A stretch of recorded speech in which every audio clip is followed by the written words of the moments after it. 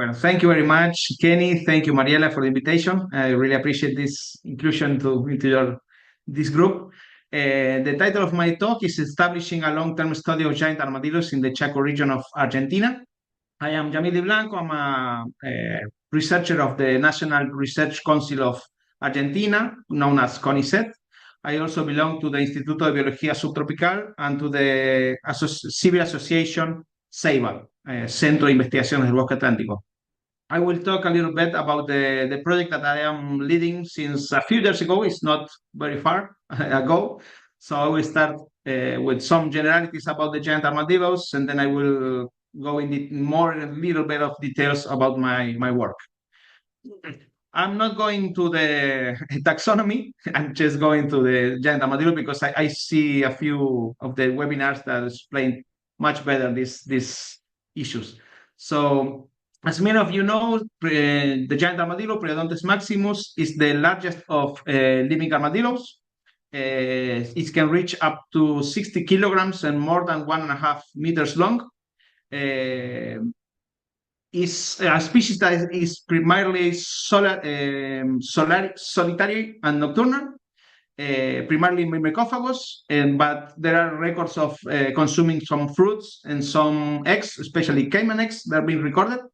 It's a species that is categorized as semi-fossorial or fossorial, depending on the definition that you may use. The thing is that the species remains inside their burrows for roughly 85 to 80% of their time, and are above ground for little periods of time.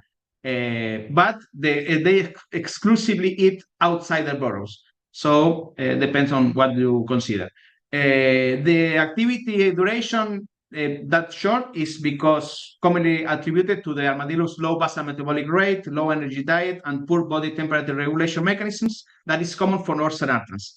The species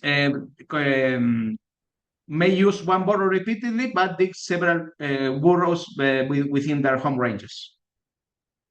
The species is widely distributed in South America, exclusively in South America, from 12 countries to the east of Andes, from Venezuela to northern Argentina, with the limitation of the elevation that the upper elevation limit is 500 meters above sea level. The species utilize different kinds of habitats, from forest to grasslands, but forest has been identified as very important for the species, especially in the stages of development, in the early stages of the development. The species naturally occurs at low densities that goes from around 4 to 11 individuals per 100 square kilometers, and it's very patchily distributed. It's a rare species, actually. It's not very common. Their home ranges goes from approximately from 4 to 50 square kilometers, depending on the study site and on the sex. Males usually have larger home ranges that usually cover the home ranges of several females. One thing that is particularly important for this species is that they exhibit low reproductive rate and population growth. The gestation period goes around the 5 months. The parental care is really long, as the offspring is completely dependent on its mother milk until 6 to 8 months of age. Weaning was estimated to occur at 1 to 12 months. But the offspring continue to be dependent on its mother burrows until the 18 months old. Due to this long dependence of the offspring from their mother, they exhibit interbirth intervals probably around 3 years at least. That is why the species is really endangered, because the low reproductive rate is really, really low. Some important information that came out recently was that the reproductive age is reached around the 7 to 9 years old. That has several important implications on conservation for the species. That is why the species also is highly sensitive to human impacts, because of the effort of recovery should be really high. The species has been categorized as vulnerable with declining population trend for the UICN, and is listed in the CITES Appendix 1. The main threats identified for the species are deforestation and habitat loss, as many other mammals of large size. The subsistence hunting and trophy hunting, or all kinds of hunting for different reasons, because the loss of one animal is really important for populations. And also another important threat is the capture of individuals, especially for illegal trade or pet trade. Another important threats for the species have been mentioned: the vehicle collisions and fires. There have been records in Brazil and Paraguay of this fact, and it's a sensitive species, so each animal is important. If we lose one animal of this by any reason, it's important. Another interesting threat is the conflict with agricultural producers. In Paraguay, there are records of damage to dams or watering holes. That is common because in flat places like Chaco, for example, Chaco region, that is really flat, the presence of watering holes that create some pendants or elevations make suitable places for the armadillos to make their burrows. Also, conflict with beehives has been an important finding especially in Brazil.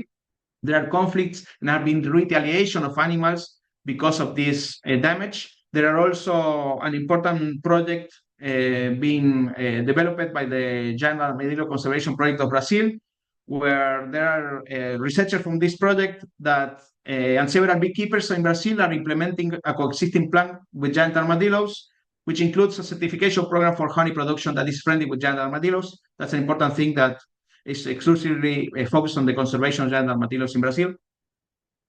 In the case of Argentina, the species is the extreme south of their distribution, so the species is in a bit worse situation of conservation. The species has been categorized as endangered, with a decreasing population trend, and also specialists have highlight the need of to get data of wild populations. In Argentina, the giant armadillo is restricted to the Chaco region. I will talk a little bit about the Chaco region because it's important for the context of this project and the species. The Gran Chaco is the largest and the most biodiverse subtropical dry forest in South America.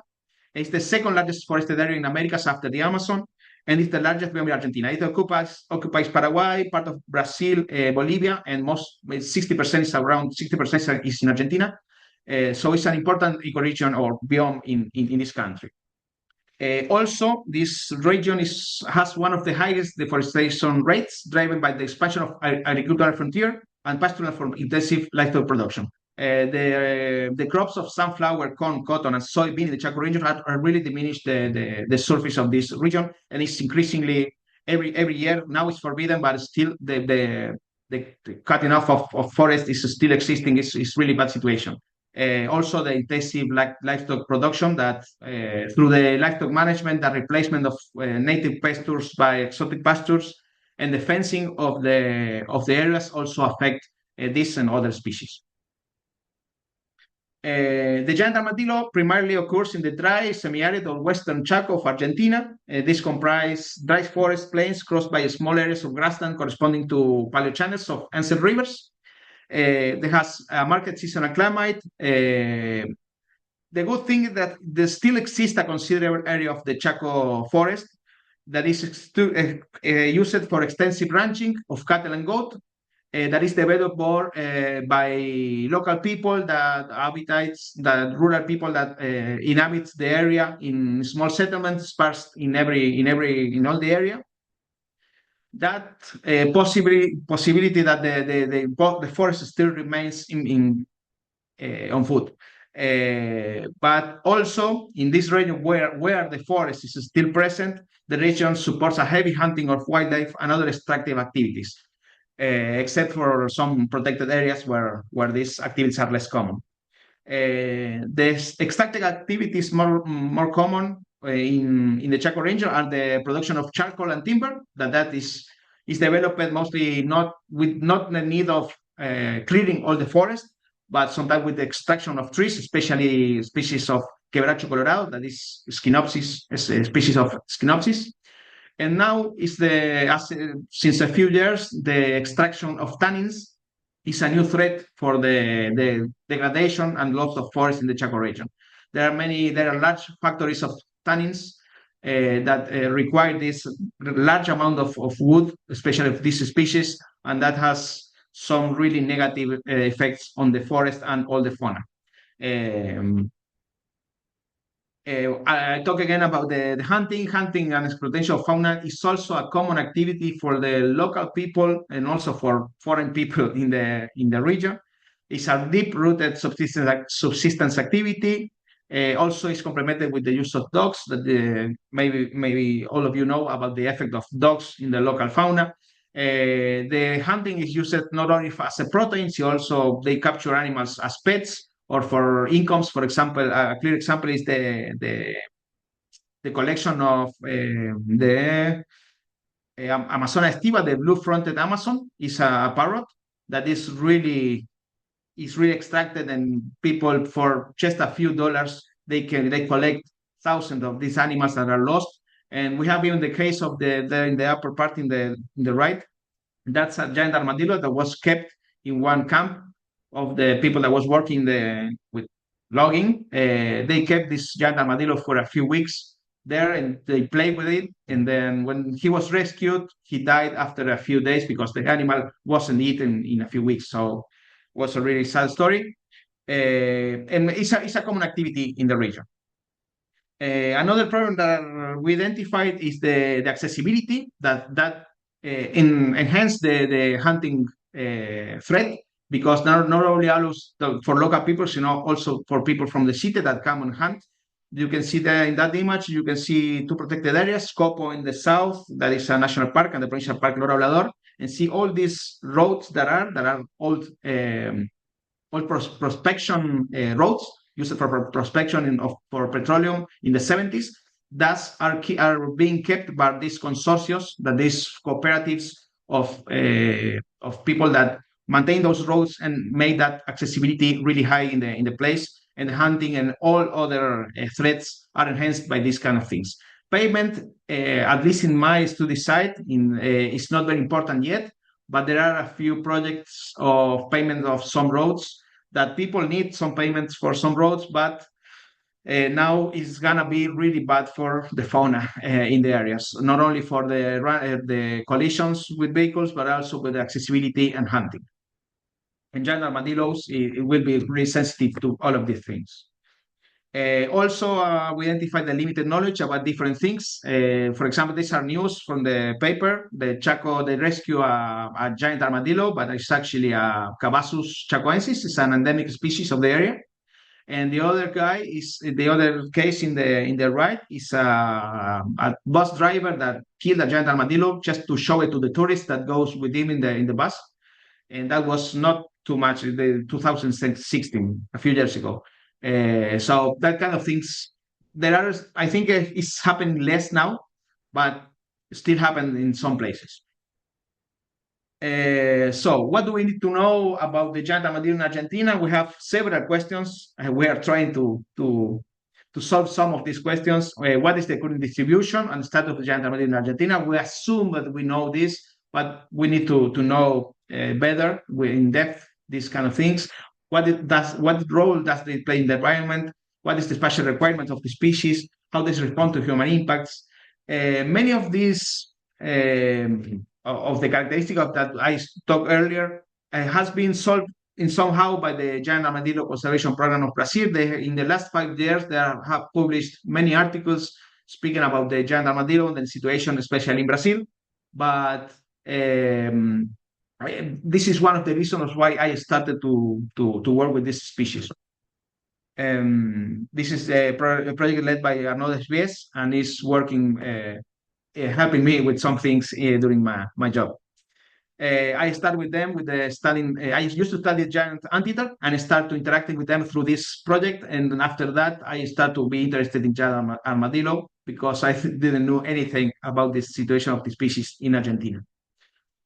In Argentina, there are not many studies on giant armadillos. There are a few. This is an interesting work of Gustavo Poninis. It's a guy that worked in the government of Argentina, and he was interested in this species. He worked in the 1990s and 2000 about he was visiting the area and searching what is the situation of the species. He found that the species was associated with well-preserved forests as well as for degraded or secondary forests, but was rare in grassland or in areas that are deforested. That was very logical. He also identified the capture of animals as really an important threat, especially in peripheral areas or areas that were associated with deforestation. And he also developed a few activities, educational activities, and some materials to the local people to avoid this or diminish these threats. Another study that came out is from, I was part of this. This is a project started with the Proyecto Tatú Carreta. That is a project focused especially in the study of the jaguar. They make a few studies collecting data focalized on the jaguar, but asking about other species that were important in the area in the Chaco region.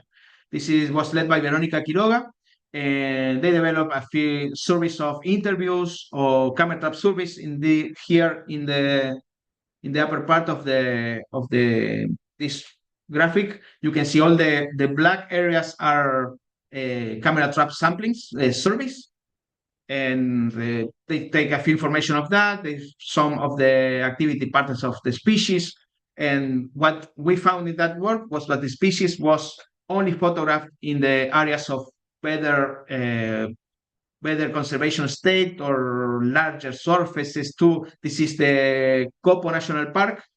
This is a national park. That still is a national park. And this is La Fidelidad, was a ranch at the moment, but now it's a national park. Was the interesting thing of this thing is that were large surfaces of forest that was not occupied by people.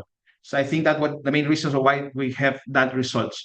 So that and my interaction with the giant armadillo conservation program has me to start this project focused on the giant armadillo in Argentina.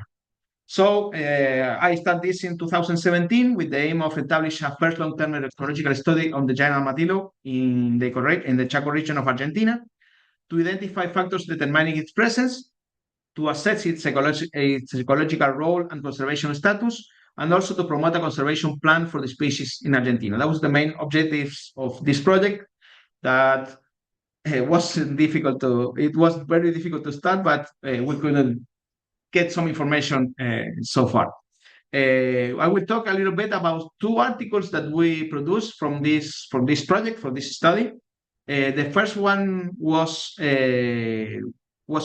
the study was trying to characterize several aspects of giant armadillo burrows, like difference in temperature, what happened with the humidity, and what happened with vegetation and with these structures that are produced by this Senartran. And you also to assess the use of burrows by other vertebrate species. We know that several vertebrate species utilize giant armadillo burrows along its distribution. We have around 70 species are being reported to be using the giant armadillo burrows or mounds produced by the excavation, using it somehow. Some of the species use them as refuges for extreme temperatures and predation, while others uses them as food source. The thing is that many of the authors that made these previous studies are planning that if this species disappear, really can affect the environment by different reasons. For the role it's playing with other species, also with the vegetation and several other. For doing this study, I plan two possible hypotheses. I wanted to see if here in the Chaco region there is more important the use of burrows of giant armadillo by other species is due to thermal protection or for foraging opportunities. That's why my prediction says that if the burrows are used for thermal protection, the use will be dependent on the extreme temperatures. Will be high when we have higher temperatures or lower temperatures. And also, if the use of burrows is related to the foraging opportunities, we expect that the use will be reduced with time. If we don't find any evidence of this, we can think on different hypotheses. For example, the burrows are used as shelter against predation, for example. The study sites was focused on two national parks that we mentioned earlier. where the president was confirmed, Copo National Park in province of Santiago del Estero, and Impenetrable National Park. In the previous study, the Impenetrable National Park is a recent national park, was created in 2017, I think. But the work started there around 2013, start the activities of conservation. So it's a park that is more or less is well implemented already. But it's very important that there are not many people inside the park in both areas. Both are areas covering over 1,000 square kilometers each. So it's our surface of Chaco forest in a good state of conservation. We use camera traps in recently excavated burrows to record giant armadillo individuals, to identify individuals, activity patterns, etc., but also to assess the use of burrows or mounts by other species. To assess the effect of predator variables on the use of burrows by other species, we use generalized linear mixed models with a logistic regression of use, non-use of burrows, using burrows ideas of random effect. We use several covariates to see if those are affecting the presence of burrows of the species used in the burrows of giant armadillos. The fixed effects or covariates were the site, the livestock presence, taxonomic group of the species used in the burrow, the species size. We divide the species, I think, in three sizes: in small species of less than 500 grams, medium size of 500 grams to 20 kilograms, and large size over 20 kilograms. Also, we compare the temperature and the square of temperature that indicates the extremes of temperatures, and the time since camera deployment as a proxy of the time since excavation. We found in this, it was a work of 2 years with 13 camera traps. We found 10 records of giant armadillos, not very much actually, but we found a lot of other species. We have 162 records of 27 species that used somehow the borders of our mounts. There were 17 mammals, 9 birds, and 1 reptile.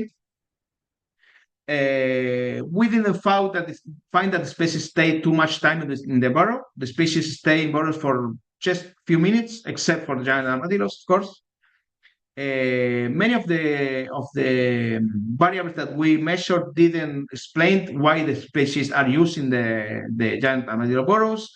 Site, livestock present, taxonomic group, and temperature did not affect the probability of burrow use. We expected that the temperature were an important explanatory variable, because we put in these data loggers inside and outside burrow. We found that the differences of temperature and humidity were really high, were really different between the inside of the burrow and outside. And we thought that this, in extreme temperature site like the Chaco region, that will be one of our best reasons of the use of burrow, but it didn't was like that. We found that the probability of use was lower for smaller species. Only smaller species uses less giant armadillo burrows than medium-sized or large-sized species. But we did find that the probability of use decreased over time.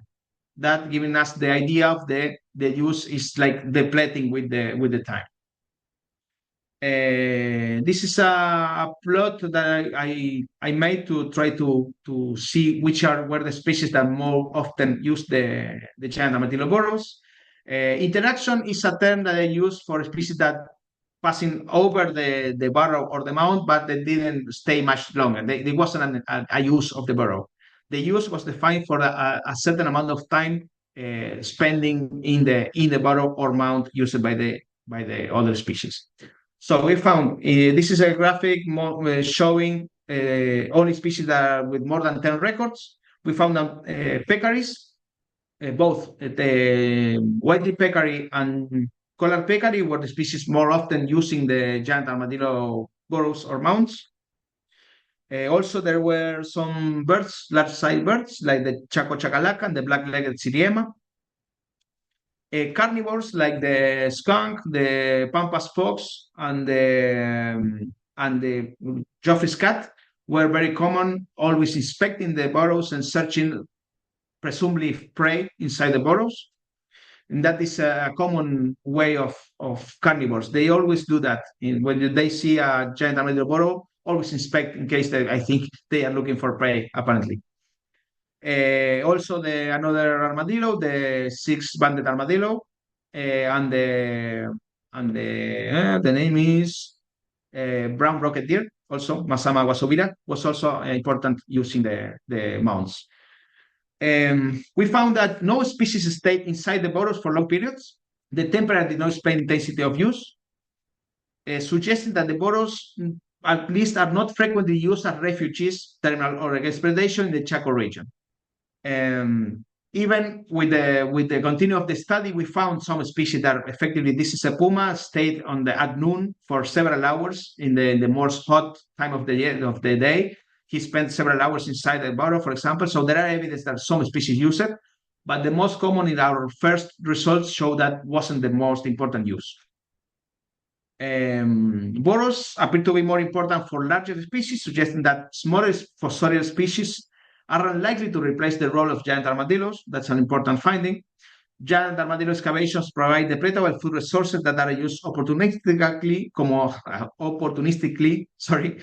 how they show in this video how the animals are eating in the burrow, on the mouth. There's something that the giant armadillo is taking out, probably roots or seeds or something that the species are using.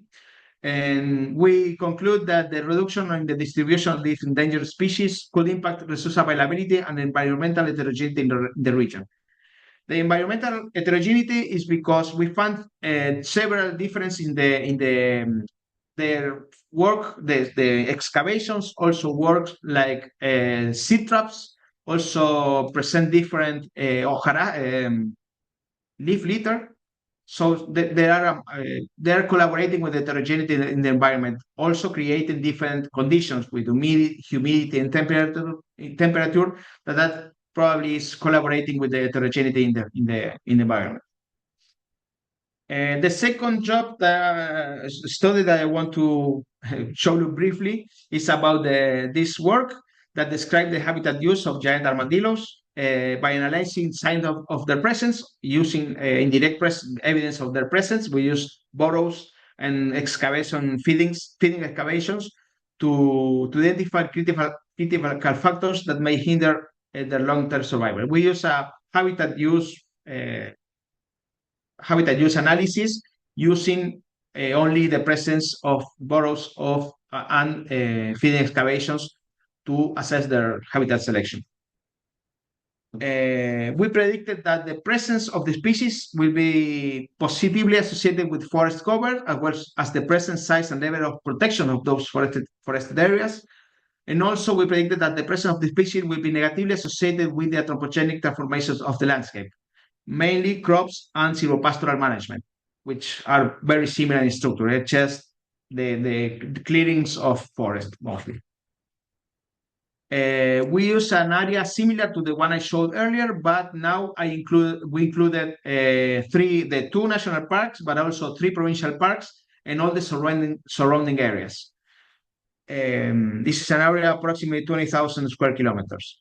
We developed 13 field trips where we ran transects along roads and trails by foot or on car. When we were searching for giant armadillo burrows or feeding excavation, we covered a different amount of kilometers in the different situations inside the protected areas, but also outside protected areas. As you can see, the effort was similar in both cases.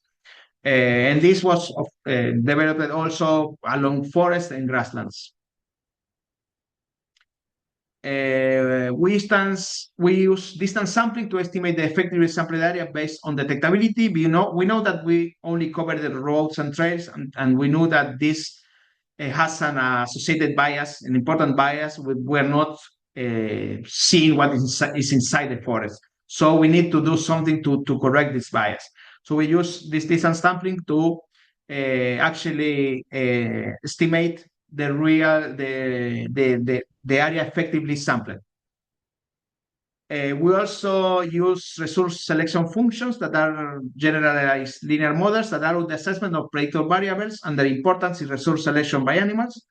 The most common algorithm used for this is the logistic regression, comparing used location. I mean, it means the location of the proper excavation, comparing that with available location that are like pseudo absence of these structures. We compare both borrows and feeding excavation locations to a set of random locations that were generated inside the effectively sampled area estimated through distance. And to determine the maximum likelihood values of model coefficient, and we also compare for different coverages, environmental coverages. We found that the probability of occurrence of giant armadillo burrows was much higher within forest compared with grasslands, increased with the distance to grasslands, distance to rivers. The rivers was just two main rivers, large rivers that are in the area. And the distance was the giant armadillo evidence was usually far from those rivers. And also something interesting was that the probability of occurrence of giant armadillos was much higher when we are at more distance of transformed areas. That means from crops or for clearing habitats, basically cleared habitats. We also find that the probability of occurrence of burrows was higher within and near protected areas, as you can see in the last plot. There is marked the limit of the protected areas. The probability of occurrence of giant armadillo burrows was much higher within these protected areas, both provincial areas, parks, or national parks. If we translate this into a map, we can see this. We found that only 10% of the surveyed landscape has a good to high probability of occurrence of giant armadillos, you can see. And also you see that it's almost isolated. In the map, you can see also those dots indicates locations outside the protected areas. There are also evidence of the presence of the giant armadillo outside the protected areas, but the highest probability is always inside the protected areas. The high impact of anthropogenic pressures and the low population growth rate of the species suggest that the species is extremely threatened in Argentina. That is why maintaining large and connected areas of native forests will be essential for the long-term survival of the giant armadillo in Argentina. Now, this was the first two articles that we have of our job, and now we are starting now since 2022. We're starting to study the spatial ecology of the species. That is not easy. It's not very easy to find animals. We're trying to capture animals and to deploy GPS devices. This GPS, the animal is really rare, so it's not easy to find, but we have some information now. These devices are stored on board. They store information of localizations of the species every 7 to 15 minutes during nighttime hours. Another problem is that these devices only last around 30 to 50 days on the animal. It's not very long time information, but it's really detailed, so it's very interesting. So we try to capture animals at different sites of different levels of protection and disturbance, not only within the protected areas, but also outside. That I think is more interesting. Because we are trying to study home ranges and core areas, habitat selection, movement patterns, but also the effect of human impacts on all of these patterns. The final aim of this is to identify and propose conservation corridors connecting large conservation areas that may also benefit also other important species such as the Chaco peccary, the white peccary, the tapirs, or even the jaguar. We try to collect information for this, not only for the giant armadillo, but also for other species. We have some preliminary results regarding this subject. We have captured 3 females so far. We have detailed information of 3 females in these areas of different characteristics. The female one was captured in outside protected areas, which is an area that is really disturbed. You can see these blocks of land clearing. The second female was partially inside a provincial park, the Loro Hablador Provincial Park, but in an area that is continuous forest. And the third one was inside the national park, the El Impenetrable National Park. That is a national park very well protected, but also more complex in regarding habitats because it's surrounded by two rivers. So the complexity in habitats is higher. So we don't have too much information to generalize too much, but we are starting in a good way to understand what is happening with these animals. We find that the home ranges are similar to those reported for other sites, maybe a little bigger, a little larger than in other sites, goes from 30 square kilometers to 18 square kilometers, with interesting things like the female that is in the more degraded habitat has the largest home ranges, as something that we expected. So we need to capture and to have information of more animals to follow with these patterns. We also use hidden Markov models for identifying movement states based on distance and angles derived from high resolution data. We this movement analysis to see, exploring all the information. We see that even these anthropogenic coverage, like the distance to roads or the clearings, have different effects on the changing of type of movement they are making. The changes of faster movements and more direct movements are related with the distance to roads or to forest clearings, for example. So they are behaving differently in different habitat types, and that was interesting. Now we need more individuals to be certain about these patterns, but it's interesting so far. In August this year, we captured the first male of the project. Was a young male of 27 kilograms.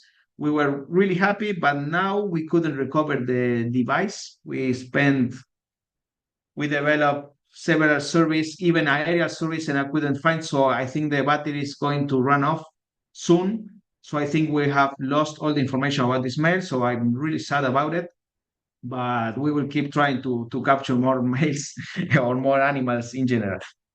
Another thing that we have made, we have collaborated with the categorization of mammals in Argentina in 2019. Also are collaborating now for the new actualization that is occurring right now. We have developed some educational activities from local people, some schools in the area where they are coexisting with the giant armadillos. We also, along with the Quimilero project, that is the Chaco and Peccary, we developed some workshop with local people and also consultation with the specialists to develop a conservation plan for the province of Chaco for the giant armadillo. So that was signed, was finished, but after this there was a change of government in the province and in the country, so I don't know what will be the impact of this document, but it was a nice exercise, and I think we can use this as a tool in the future. The next steps of our project is to continue studying the spatial ecology of giant armadillos. I'm planning to expand the team of study and the study area. I will try to get some PhD students to focus on distribution and trophic ecology of the species. We would like to promote the consolidation of conservation corridors for the species, to develop a national conservation plan, and to establish the giant armadillo as a national monument species in Argentina. Well, this is all the institutions that are supporting the project, and well, many people that is helping us with the project. So I want to thank you to all of them. And well, that is all I have. So if you have any question, I will be more than happy to respond. Yeah, Mel, that was a great webinar. And that's part of our webinar series for the specialist group. We've been doing webinars for about 2 years now. You can find us wherever you follow people. We're on the internet. Our website is xenarthrans.org. We are on Instagram and Facebook, and all of our YouTube all of our webinars are posted on our YouTube channel. And today, like I mentioned, is World Anteater Day. For World Anteater Day, International Sloth Day, and International Anteater Day. We also had people who work at zoos and researchers and conservationists from all over the world send us messages, which we posted on all 3 platforms as well. If you go to xenarthrans.org, which is our main website, you will see that we have 38 species accounts. And then if you click on those, you can see a description, habitat and ecology, their diet, range reproduction. So this is great for a budding scientist or a high school student. But more recently, we have created 12 animated videos. They're available in Portuguese, Spanish, and English. We have also have one just on sloths, just on anteaters, and just on armadillos. And to accompany each of these videos, we have worksheets, word searches, coloring sheets, spot the differences, and everything is available for free at our website, xenarthrans.org. So if you're doing outreach, we encourage you to utilize those kid-friendly resources. We house the only scientific journal dedicated to the conservation of xenarthrans. If you're a researcher and would like to get published in our journal, Xenarthra, you can go to our website to learn more. We have rolling submissions. We publish as we receive the articles, compared to a few years ago where we would hold them until the end of the year. And we're very excited because it's part of the DOJ, which means more people can read your work. I just updated this. We're filming the end of November, but save the dates for 2025. International Armadillo Day is always August 13th. World Anteater Day is always November 19th, but International Sloth Day changes. It's the 3rd Saturday of October. So for next year, it will be October 18th.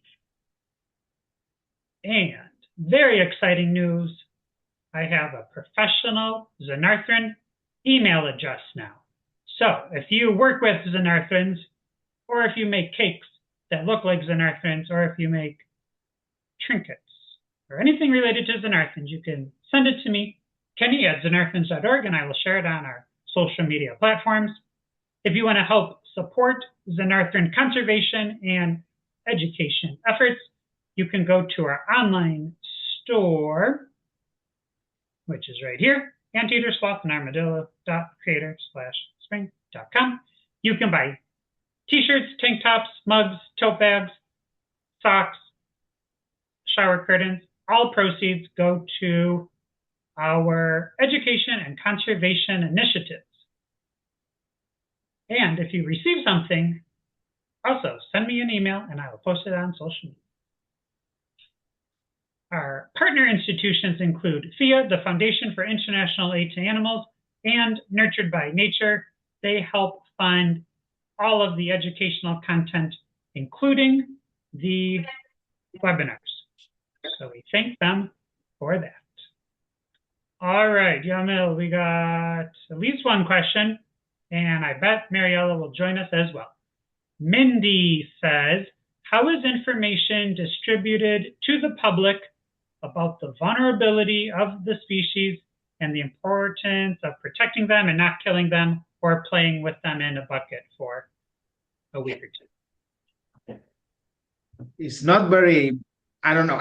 We are trying to do it where we make it on the people that are surrounded our study places, surrounded the protected areas where we are working with. They have a good relation with neighbors. For the development of the conservation plan for the province of Chaco, they were developing 13 workshops for local people in the surrounding communities. So there are several initiatives. Those workshops, I think they were really effective, at least for the people that was present there. that was around 200 people. So that's a lot. And we do communications during the field trips and that kind of things. They are nothing formal. They are not, I am not very good on that. So we are trying to expand the team to do that kind of things more seriously. Now it's all very what we can do when we are in the field. But there are some initiatives. This workshop for the conservation plan was very interesting. Was many people, and we have our social media that we try to share whatever we can. But it's nothing. There is not a serious plan of doing that activities now. Not yet, at least. All right. Mariela says, amazing work, Yamil. Congratulations. Mindy also says, really excellent, informative presentation. We hope you have great success. And Mariela says, with all the deforestation and wildfires, have there been any giant armadillo rescues that needed to be rehabilitated? No, depends on. I don't have no news. I think in Formosa province last year was one animal was rescued and was released before I knew about it. So it depends on the local governments what they decide to do in the moment. And Chaco has one zoo that some animals have ended up there. Some others are being released before my project have been released in some protected areas, but very informal things. They're nothing very consensual, actually, I think. That animal that I showed the picture was rescued, it was going to be released in a national park, but the animal died before because the animal was in really bad shape. So it's not very common. The animal is really rare. So there is not very common. Maybe it's one animal every 2-3 years, one animal appears. It's not that common that the animal appears now. So depends. Each case is a different scenario, I think. Okay. Mariela, do you want to add anything? I think there was one more message, but I cannot find it now. Something about Chaco. Mindy asked if they do better in dry Chaco or wet Chaco. I think that was the last question. Right? Can you repeat, please? Can they survive drier? In dry Chaco or wet Chaco? Or if they are in both types of Chaco? The distribution says that it's a little bit of wet Chaco, but I think it's only dry Chaco. Maybe in Formosa, there are some extreme that maybe according to the distribution, but I have no information in wet Chaco of any record. I work more in the south distribution, is only dry Chaco. I don't know if the extreme north of Argentina, maybe there's a little part, but I'm not sure. Actually, I don't have information. Mostly dry Chaco, for sure. All right. Before Mariela ends this webinar, everyone can see my anteater hoodie now. Very comfortable. And I feel good because it supports Xenarthran conservation. And we have giant armadillos too in our merchandising. We have everything. We have all the Xenarthrans. All right, well, Yamil, thank you so much. Mariela, do you have anything else? I think this is going to be the last one for 2024. We will resume in early 2024. Thank you so much, Yamil. That was really, really interesting. And thanks to you. Thank you. Sorry for my English. I'm sorry, but I hope you understand something. Of course. That's great. Thank you, everybody. Take care. See you next time. Thank you. Bye-bye.